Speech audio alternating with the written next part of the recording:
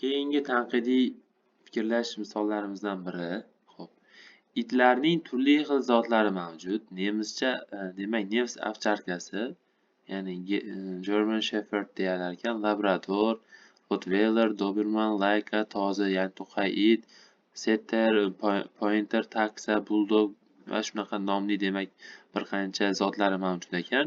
O'zbekiston va Markaziy Osiyo mintaqasida cho'ponlar orasida eng ko'p ishlatiladigan it esa Alabay, ya'ni Markaziy Osiyo cho'pon iti hisoblanadi. Muhammadzohir demak amakim aytyapti, amakimning ko'plab qo'ylari bor. Uning cho'ponlarida bir nechta Alabay zotli itlari mavjud. Ular doimo itlar bilan birga qo'ylar podasini boshqarishadi va itlarning yordamidan foydalanish ancha xavfsiz hisoblanadi. Xo'p, nima uchun bunday deyilyapti? Quyidagi demak qaysi biri cho'ponlarning itlardan foydalanishiga sabab bo'lishi mumkin deyapti. Demak, cho'ponlarning itlardan foydalanishiga sabab bo'lishi mumkin deyapti. Ko'rib chiqamiz, a'zi itlar oldida turgan xavfni boshqa hayvonlarga nisbatan tez payqaydi.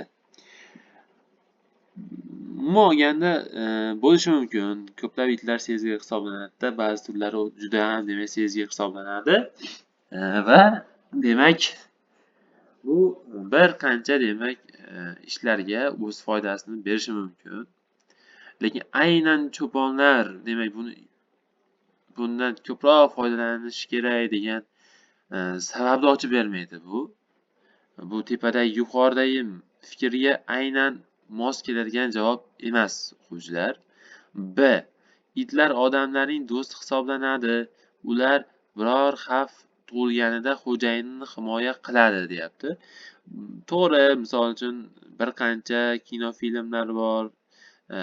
Rostdan ham itlar demak xo'jayinlarni himoya qiladi va demak itlar demak odamlarga, ya'ni o'z egasiga sodiq hisoblanadi.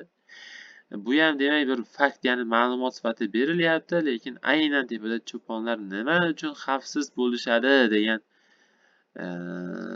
savolda demak javobni bizga aniq ochib bermaydi. A javob ham B javob ham buni ochib bermaydi.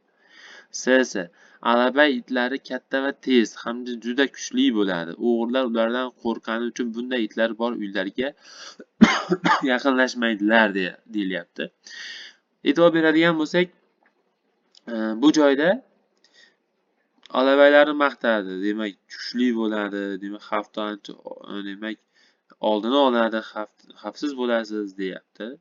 Lekin uylarga yaqinlashmaydilar deyapti-da.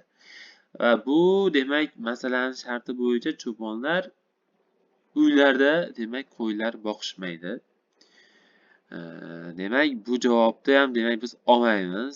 To'g'ri, foydasi bor ekan, yaxshi fikrlarni aytdi Alabay haqida.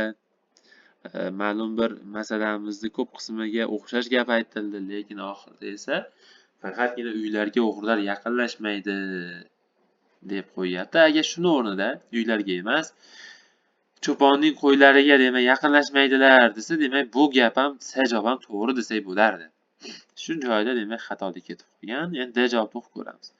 Cho'ponlar ko'pincha tog'li, qir-adirli joylarda bo'ladilar. U yerda esa bo'rilar va shunga o'xshash boshqa yirtqichlar bo'lishi mumkin.